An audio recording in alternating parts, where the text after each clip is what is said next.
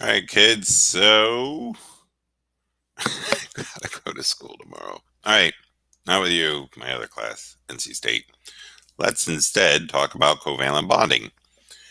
So, when atoms share to become stable like noble gases, there's a couple kind of electrons here with the covalent bonding. Actually, I shouldn't say share, but anyway, quote share. There you go. So here with HCl, the hydrogen and chlorine have these electrons in a bond, so we call that the bonding pair. And then chlorine has these other electrons that are not involved in that bond, and we call those lone pair. And as you can see, there are 1, 2, 3 lone pair on the chlorine.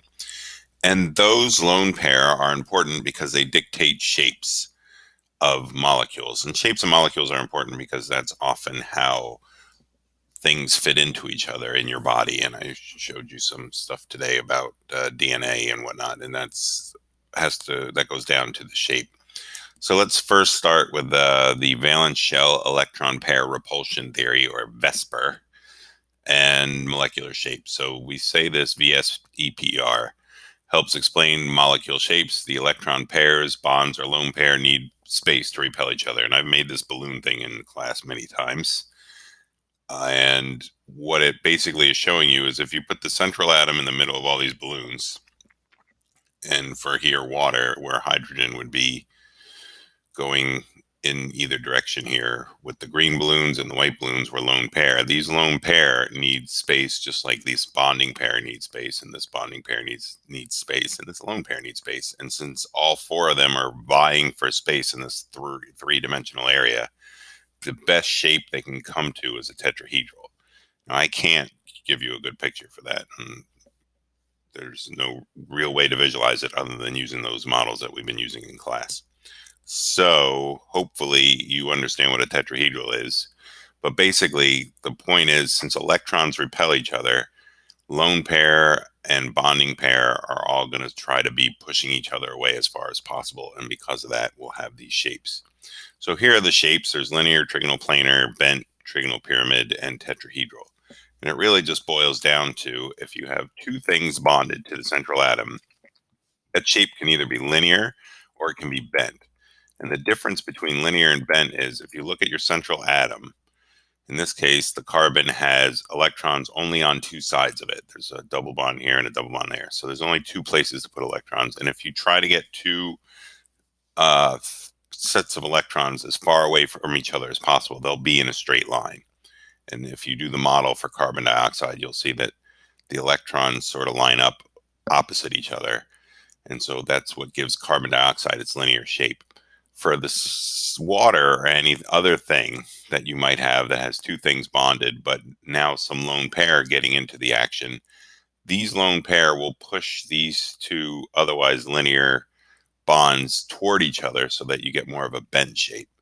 So if you have two things bonded to the central atom, it can be linear or bent. The only difference is how many things are around that central atom. If there's only two things around that central atom, two areas of electrons around that central atom, it'll be linear.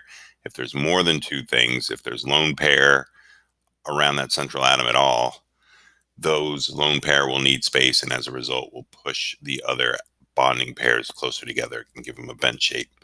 So with three things bonded to the central atom, you can have either a trigonal planar or trigonal pyramidal.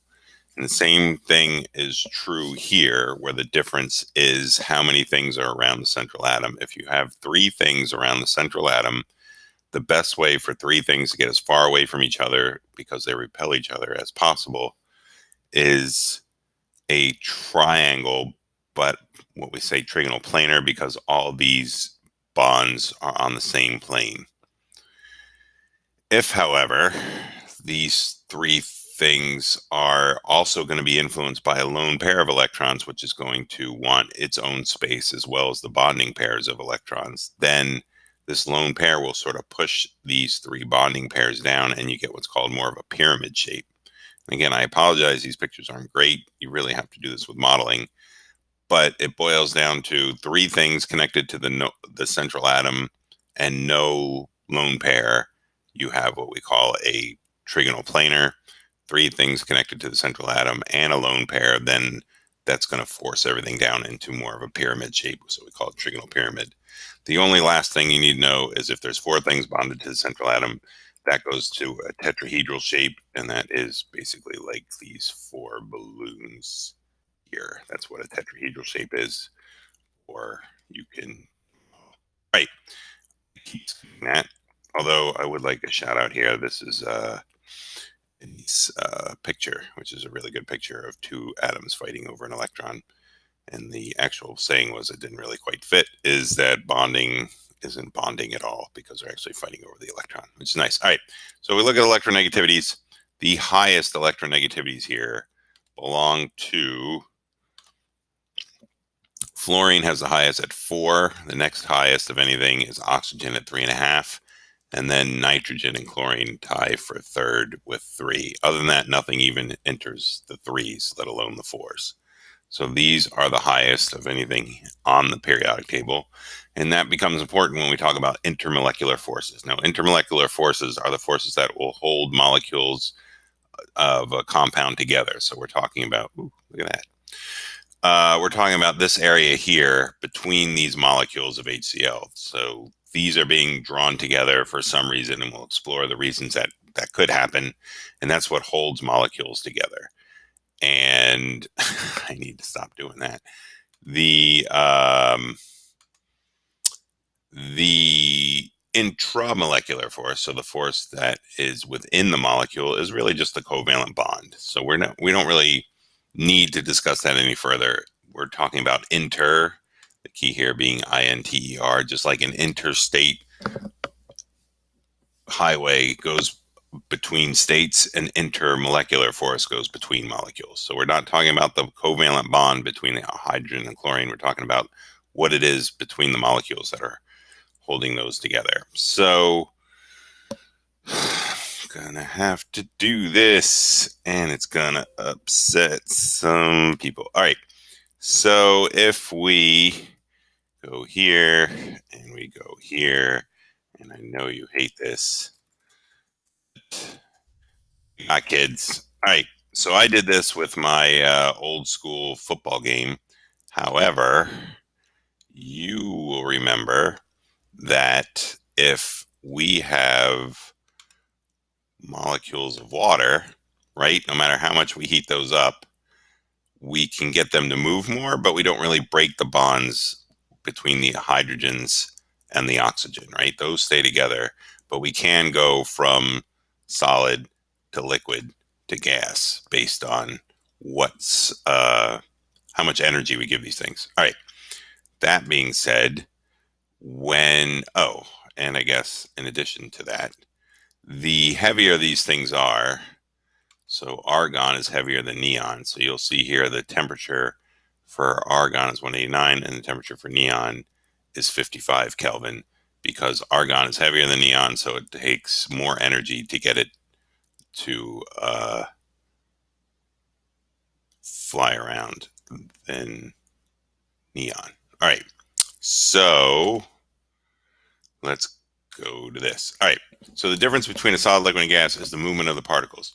Something that is free to move around would be more gassy, and something that is restricted would be more solidy. So if we had a greater mass, something that had more mass, in the case of neon and argon weighs more than neon, so that has the greater mass.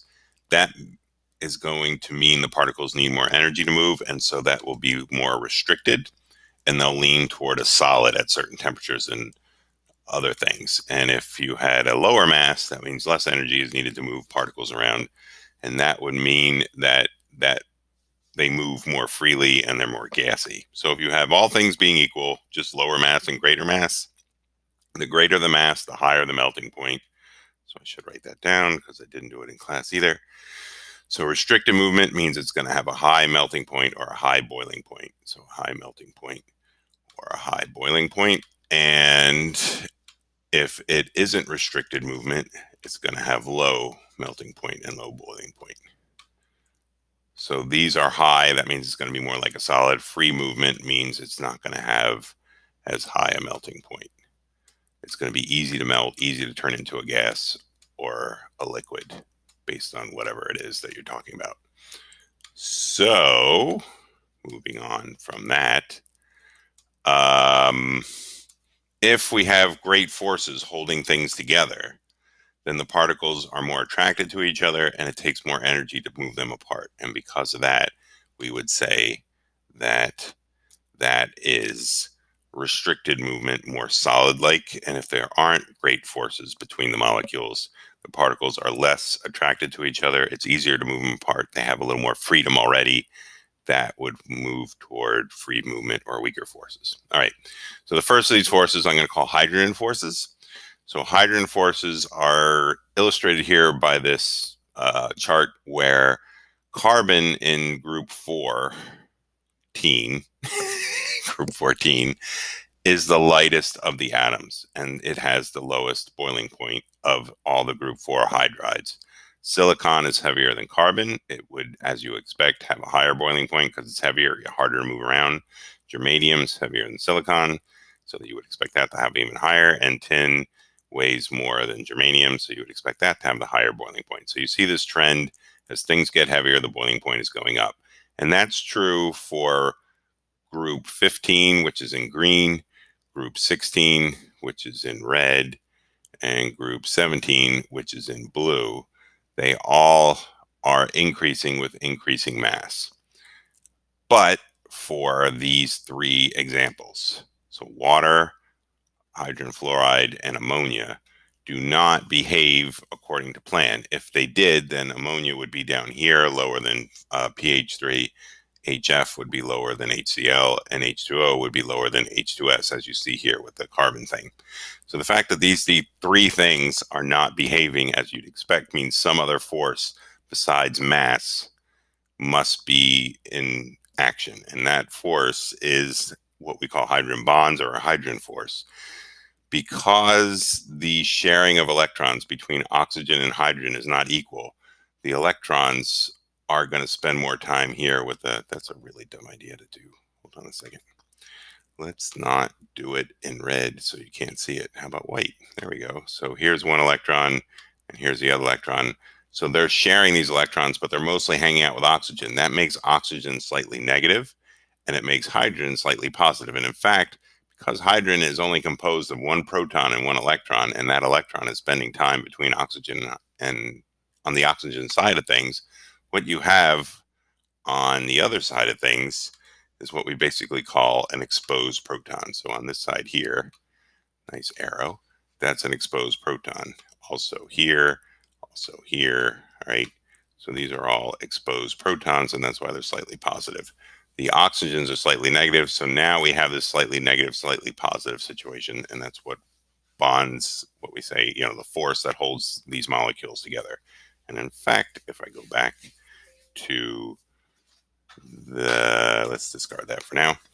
Go back to this. The reason why solid water has this weird shape with all these sort of spaces in there is because of this bonding. If you look closely, you can see that the oxygens, which are red, are attracted to the hydrogens, which are white, over and over and over again. And that's why water actually floats, ice floats in liquid water, because of this less density that happens when you slow them down. It's less dense. Anyway, that's because of hydrogen bonding. Enough about that. Let's move on. All right, so hydrogen forces are these forces that hold water molecules together, or ammonia molecules together, or HF molecules together. Basically, what you need is a hydrogen bonded directly to a nitrogen, an oxygen, or a fluorine, the big three as far as electronegativity is concerned.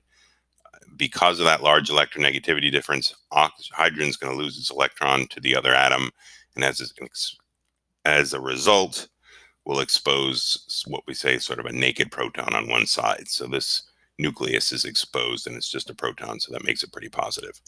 The next, before we get into that, so this is why we have in DNA certain things behave the way they do. Oxygen having sort of a negative charge, and this hydrogen connected to a nitrogen or an oxygen would have a slightly positive charge.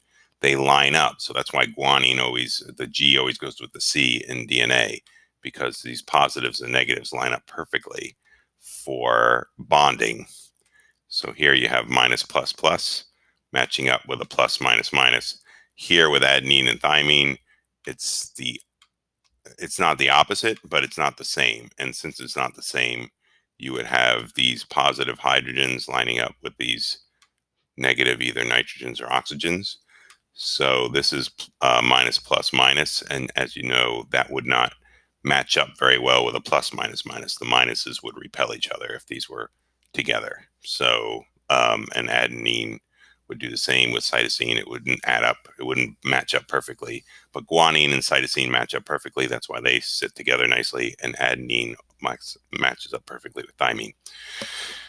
All right, you didn't really want to know that though. I did it anyway. All right, so next one is dipole-dipole forces, which are forces between polar molecules. So in order for this to work, and again, I'm using a bad color since that's a black background, you need a polar bond. So you need a polar bond in a molecule for this to occur. And here, the difference between chlorine and iodine in electronegativities, chlorine would be higher. As we said, it's one of the top 3 numbers on the periodic table for electronegativity. So that would occupy electrons from iodine a little more than iodine would. But because iodine has so many electrons and a pretty well shielded nucleus, this positive charge here, this slightly positive, this little 6 thing, as people said, or it's supposed to be a lowercase delta, means you got a slight positive, and over here you have a slight negative. It's a little bit negative and a little bit positive. It's not as severe as hydrogen bonding because it's not a naked proton. It's still got electrons going around the nucleus. It's only the outermost electrons that are getting pulled toward chlorine. So it's not as dramatic a change as with hydrogen, but it's still slightly positive and this side slightly negative, and those things line up, causing attraction between molecules, which is what intermolecular forces are. So we call these dipole-dipole because you need polar or you need basically a polar bond for this to occur. So here's another example where carbon has a much lower electronegativity than oxygen. There's a slight negative on the oxygen, a slight positive on the carbon. It's not as extreme as hydrogen forces, but it still happens. So there's still an attraction among molecules where the oxygen is going to be attracted to carbon, and then the carbon is going to be attracted to an oxygen, and so forth. So there's still an attraction between the plus minuses. And because of that, it's harder to get these things to move around. So they have higher boiling points. Now, this London dispersion or van der Waals forces, I hate this. I've told you about this. This claims that as 2 sort of balls of electron get close to each other, one of the balls of electrons will repel the other balls of electrons away, thus exposing a bit of the nucleus, which is a positive charge, and this is a negative charge. There must be math that supports this because they love to talk about it, but this is just sort of what I say, hand waving or whatever. We're trying to explain something that's going on where things that have no charge are stuck together. An example would be wax, where CH bonds are prevalent, so there is no real polarity between them, but they still stick together. All right, so what does all this mean? Bonds versus intermolecular forces. Bonds are much, much, much greater than intermolecular forces. These are greater than signs. That looks more like a backward 7. So intermolecular forces like hydrogen forces, dipole-dipole, and London dispersion aren't within the molecules, they're just between them. Any kind of bond, whether it be covalent or ionic or metallic, is like a real for sure, keep thinking branding, but I can't think of what that's called now. Welding. It's like a welded together. It's a really strong bond. It's going to take a lot of energy to break those bonds. Hydrogen forces are not near as strong as any of those, but of these intermolecular forces, they are pretty strong. So hydrogen forces would be like crazy gluing something together. And as you know, if you've ever used crazy glue, it doesn't always work. But it's still better than this Elmer's glue stick stuff, which is still better than the whatever it is that's on sticky notes that makes sticky note stick. So London dispersion are sort of like sticky note glue.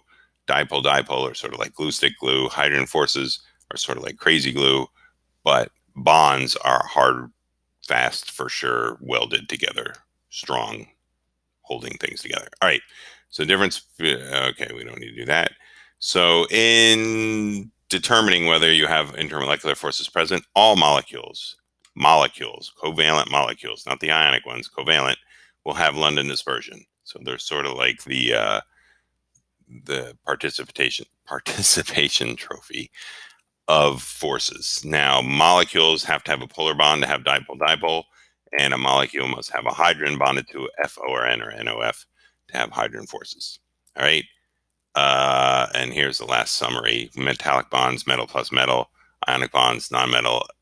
Ooh, that's not right. That should say metal. How did that happen? All right. So that should say non-metal plus a metal. It's a hostile takeover, high melting point. They dissolve in water. Covalent molecules or bonds have non-metal, and intermolecular forces are part of covalent bonds, thus they're low boiling.